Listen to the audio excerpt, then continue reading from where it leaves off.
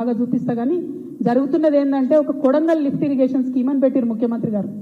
పెట్టి 2 సంస్థలకు ఇచ్చిరు. అది ఒకటి మెగా కృష్ణారెడ్డి గారికి, ఇంకోటి పొంగులేటి శ్రీనివాసరెడ్డి అన్న గారి కంపెనీకి ఇచ్చింది. కేసీఆర్ గారు 10 సంవత్సరాల పరిపాలనలో ఏదన్నా ప్రాజెక్ట్ తలపెడితే అడ్వాన్స్ ఇయ్యలే. ఎప్పుడు పని చేయండి పైసలు తీసుకోండి అన్నారు కానీ కాంట్రాక్టర్లకు ఎప్పుడు అడ్వాన్స్ ఇయ్యలే.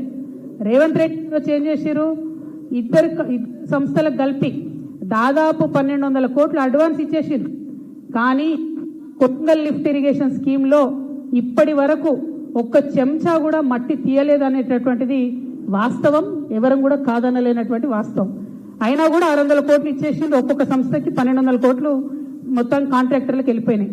అంటే దీనివల్ల మనకేమర్థమవుతున్నది? ఈయన అప్పు బయటకు వెళ్ళి తీసుకొస్తారు. ఆ తీసుకొచ్చిన అప్పు కాంట్రాక్టర్లలో పోతుంది. కాంట్రాక్టర్ల దగ్గరికి వెళ్ళి వీళ్ళకి వచ్చే కమిషన్లు వీళ్ళకి వస్తాయి. కానీ రాష్ట్రానికి మాత్రం చెడ్డ పేరు వస్తున్నది. ప్రజలకు మాత్రం పెన్షన్ వస్తలేదు. విద్యార్థులకు మాత్రం ఫీ రియంబర్స్మెంట్ వస్తలేదు.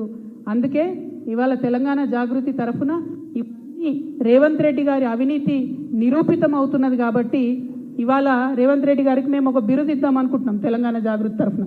అంతకుముందు కాంగ్రెస్ పార్టీలో ఒక ఆయన ఉంటుండే పెద్ద నాయకుడు, ఆయనకు రాజా ఆఫ్ కరప్షన్ అని పేరుండే. ఈయననేమో రేవంత్ రెడ్డి గారు ఆ రాజా అని చెప్పారు. రాజులకే రాజు, బాద్షాంకే బాద్షా బన్ గయనో. ఇవాళ బిరుదు మరి రాజులకు రాజు అంటే చక్రవర్తి అంటారు. అందుకనే తెలంగాణ జాగృతి తరఫున ఇవాళ రేవంత్ రెడ్డి గారికి అవినీతి చక్రవర్తి అనేటటువంటి బిరుదుని ఇస్తున్నాం.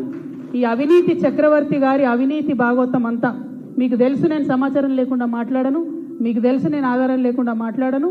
ఖచ్చితంగా ఒక 1.5 మంత్లో అవినీతి చక్రవర్తి గారి అవినీతి భాగవతం అంతా కూడా ఒక మంచి బుక్ వేసి తెలంగాణ ప్రజలందరూ కూడా జాగృతి తరఫున పంచడం జరుగుతుంది.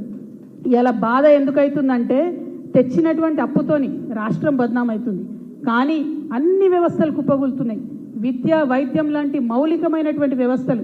ముఖ్యమంత్రి గారు సొంత జిల్లా పాలమూరు యూనివర్సిటీలో నిన్న పైసలు ఇస్తే కానీ ఫుడ్ పెట్టమని చెప్పి ఆడికెళ్ళి మెస్లకెళ్ళి వెళ్ళగొడితే విద్యార్థులు పోయి గేటు కాడ ధర్నా చేసిరు. నిన్న కాకతీయ యూనివర్సిటీలో విద్యార్థులు ధర్నా, ఎందుకంటే ఇంటిగ్రేటెడ్ స్కూల్ కోసం మధ్యలో జాగా తీసుకుంటామని. ఇక స్కూల్ పిల్లల పరిస్థితి మీకు తెలుసు. ప్రైవేట్ బడ్జెట్ స్కూళ్లకు 150 కోట్లు ఇచ్చేది ఉంది, ఇయ్యలేదని పేద పిల్లల్ని వాళ్ళు బయట